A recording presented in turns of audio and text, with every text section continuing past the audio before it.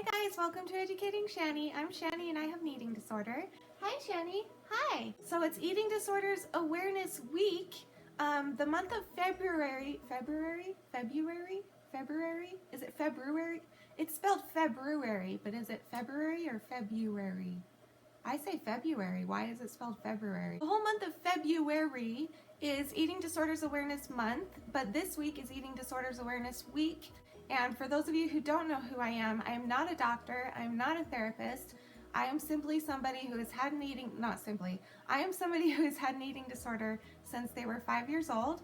So it's all I know. Today we're going to be focusing on anorexia. And every time I talk about a different eating disorder this week, I'm going to give you like the actual definition, like from the National Eating Disorders Academy place, I don't know what it's called.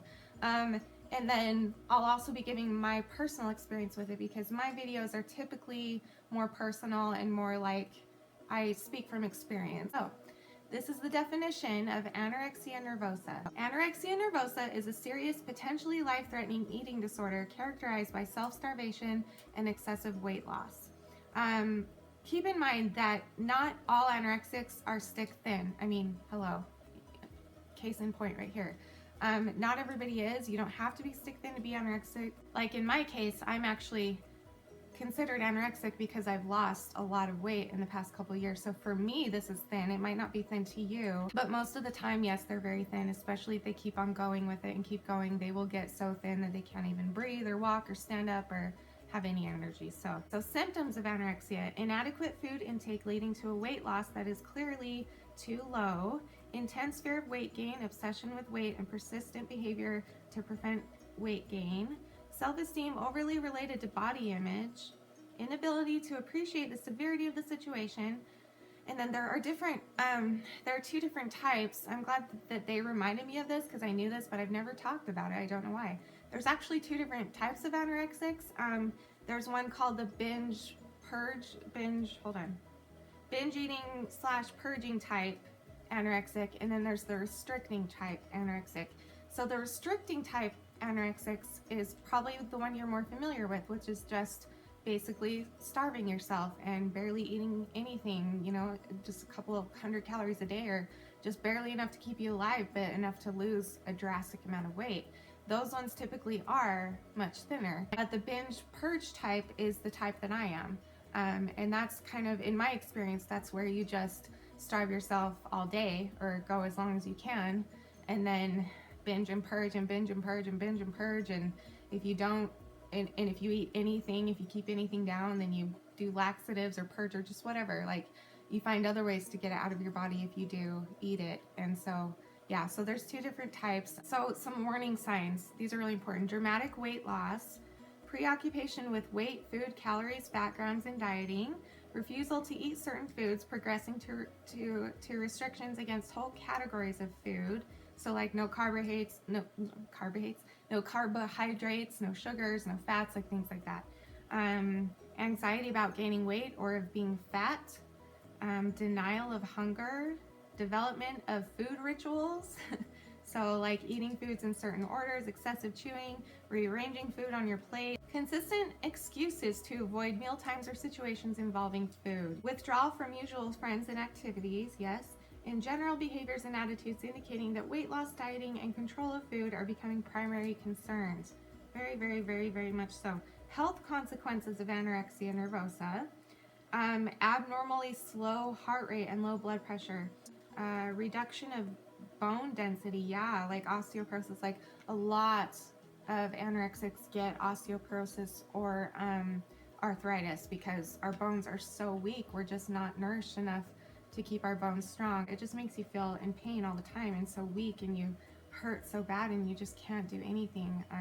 I can't imagine how much worse it feels for those of you out there who are, you know, have absolutely no fat on your body. Like I at least have fat. I have, you know, backup energy somewhere. But those of you who don't out there, I feel for you. Like I can't imagine how difficult that must be and how painful that must be. So I'm so sorry for that. Muscle loss and weakness, severe dehydration, which can result in kidney failure, fainting, fatigue, overall weakness, growth of dry hair and skin, hair loss is common, growth of downy layer of hair called lenigo all over the body, including the face, in an effort to keep body warm. What the crap does that mean?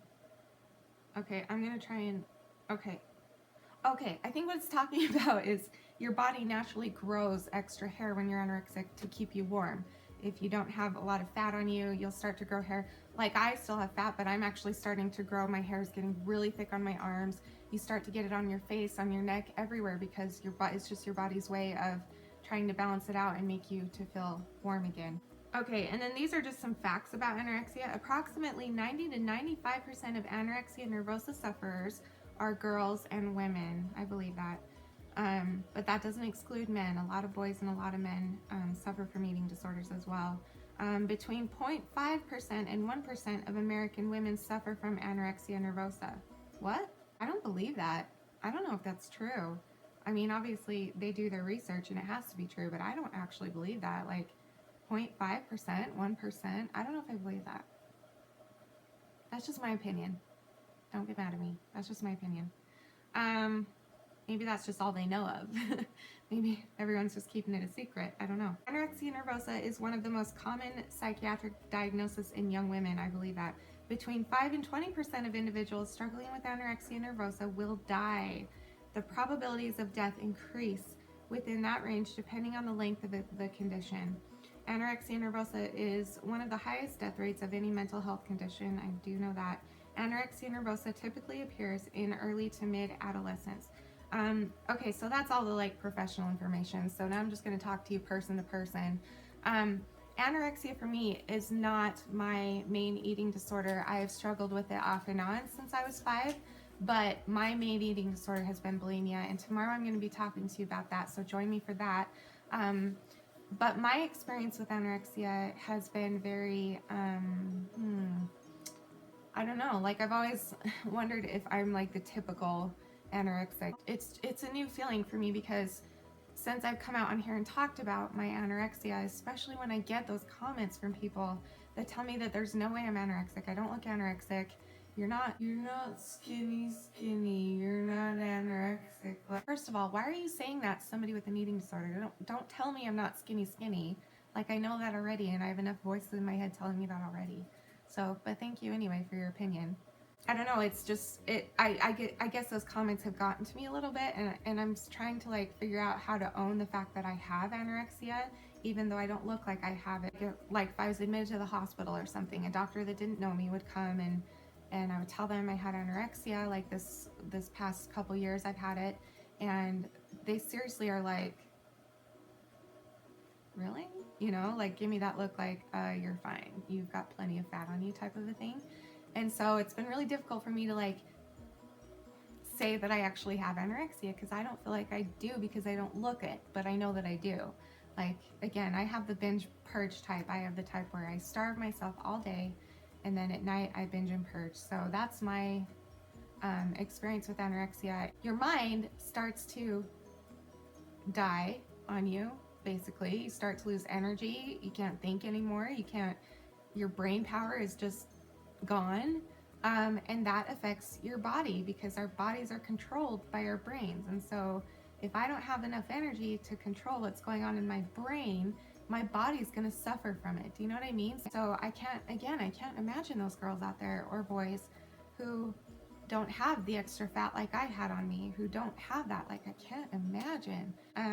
If you know somebody suffering from an eating disorder, or if you are somebody suffering from an eating disorder, first of all, I am so sorry that you are going through this. This is not fair to you. This is not right. Nobody should have to live with this disease, and just know that you are not alone. I'm going through my own eating disorders. I can't say that I know what you're going through, but there's so many people out there who are going through similar things. And I promise you that if you can reach out for help, and if you can start talking to somebody about it, I promise you, you will feel better, and you'll actually find a lot more people out there struggling with an eating disorder that you didn't know were struggling with an eating disorder. And it will help you to not feel alone in this fight, and it will uplift you. It will give you confidence.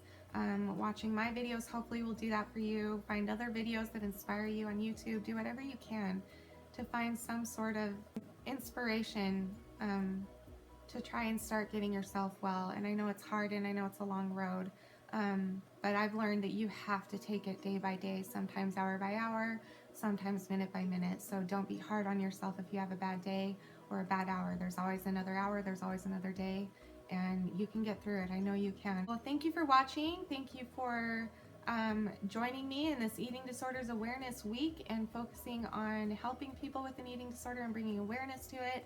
And if you like this video, please give it a thumbs up. Please subscribe to see more. Regularly during the week, I do a video every Tuesday and Wednesday about my eating disorder. And then I also do fun videos on Friday with my husband. So subscribe to me if you want to see those. So thank you for watching. I will see you tomorrow. And like I say at the end of all of my videos, you are beautiful, you are worth it, and I am too. Thank you for watching. Bye!